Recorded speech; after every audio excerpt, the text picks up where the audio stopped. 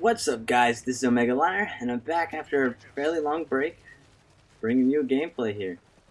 Starting off with the M4, but I switch out to the M16, I think, with grenade launcher. The only reason, I know some people don't like the grenade launcher, but it hasn't been used enough or abused or found to be really overpowered, and I kind of just find it useful in some situations. Specifically when playing domination, it really helps to hold objectives because you can kind of shoot around corners and shoot over things to kill someone who's potentially trying to capture it. So I'm totally for it in domination. As for team deathmatch, I sort of find it unnecessary. But as far as objectives go, when it's something like holding a position, so I guess headquarters, it's fine. Domination, it's fine. And whatever else you can think of. Or if you find those cool noob tube spots where you kind of like fire it straight up in the air. It's like, let's say, save an objective in search and destroy or demolition, which no one plays anymore anyway. But anyway, I digress. Today, I wanted to talk about actually something more or less along the lines of the last Call of Duty commentary I did, which is kind of a rant, but I think it's kind of interesting. And that is, to clarify, last time I talked about the worst part about Call of Duty in general. This COD 4 and COD 5, although you can't blame them for the issue they had. COD 6 for kind of really starting it because that was the first massive game and there was no reason that the issue should have been happening. And 7 it happened, or Black Ops it happened rather, and it's happening in Modern Warfare 3. And if you want to see that, check out the video. It's on my channel. If I remember to leave a link in the description, I'll leave a link in the description. But what I want to talk about now is specific to Modern Warfare 3 and sort of Black Ops. And that is what I personally feel makes this game, like a specific issue to this game and sort of Black Ops, that just makes it worse than it's been in the past. And some of you may disagree, some of you may agree, but this is my personal opinion, so go ahead and tell me what you think in the comments. But what I think the worst thing is the spawn invincibility to radar, or rather not radar, but to things like Predator missiles, Reapers, AC-130s, etc., and explosives. Why do I think this? If you watched my last commentary, you would know that, well, at least what I found to be one of the main reasons people play Call of Duty is more than the numbers coming up on the screen, but it's those epic moments that you only get in this game, where you pull off that random triple kill, where you get the all-pro with a shotgun or the collateral damage with the sniper. It's all those moments that build up and make this game great. Then, if you're playing, let's say, Modern Warfare 2, you pull out your AC-130, you start destroying the other team. There's nothing they can do. Now, in Black Ops, they introduced something that was a new idea to the series. And that was, well, people complain about spawn trapping and people complain about spawn deaths. Let's try and fix it. But I think that was a mistake. Because, yeah, spawn deaths are annoying, but you can always just leave a match, join a different game mode, play with some friends, and prevent those kinds of things from happening.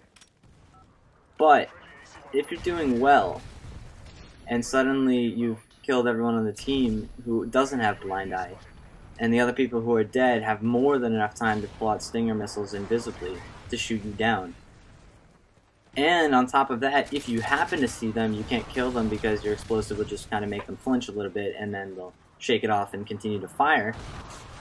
It leads to issues. The first one is you don't get Rambo moments. You don't get moments that make you just go, wow. Nothing incredible happens.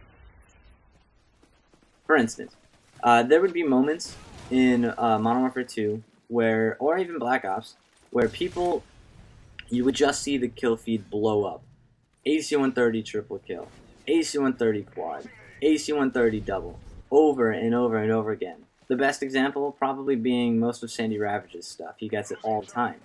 And those moments would happen to most people, whether it's a care package AC-130, whether it's one you got yourself, whether it's a Predator missile, and that made it worthwhile. But suddenly, if people aren't visible when they spawn in and are invincible to the explosives that you're firing at them, it makes the kill streaks not worth it. And if the kill streaks aren't worth it, then what's the point of getting them? And if there's no point in getting them, there's no point of trying to play hard, go for and get the kill streaks, then what fun are you gonna have if it's just, oh, I killed the guy, then I died? Well, it's not like my kill streaks would do anything anyway. And you get into this sort of different mindset that I think really, really degrades this game from potential. The kill streaks in this game are awesome. They're fairly balanced. They're not super powerful like they were in Modern Warfare 2. There's no danger close, nukes 130 or whatever you want. I don't know. And nothing like that comes into the game, but the fact is they've nerfed it much farther than they needed to go. And I don't think that was good.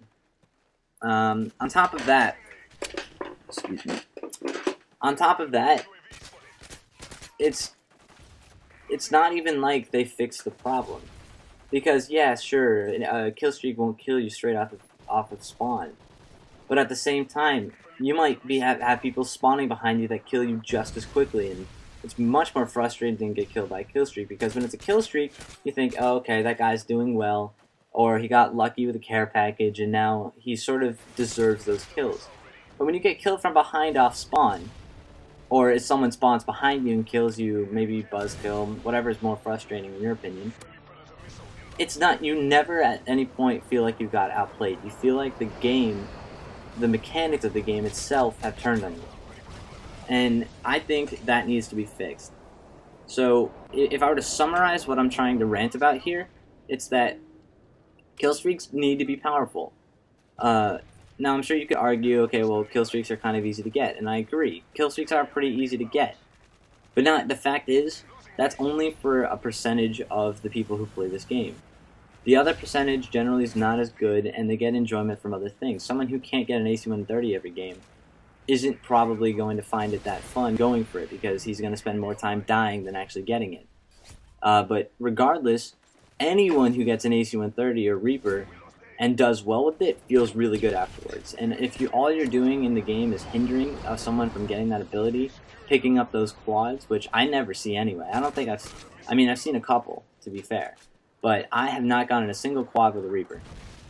And that, I think, is kind of ridiculous. Little clutch handling situation. Anyway, so that's kind of what I wanted to rant about. And I think in Black Ops, as soon as you spawn in, you should be visible at a radar.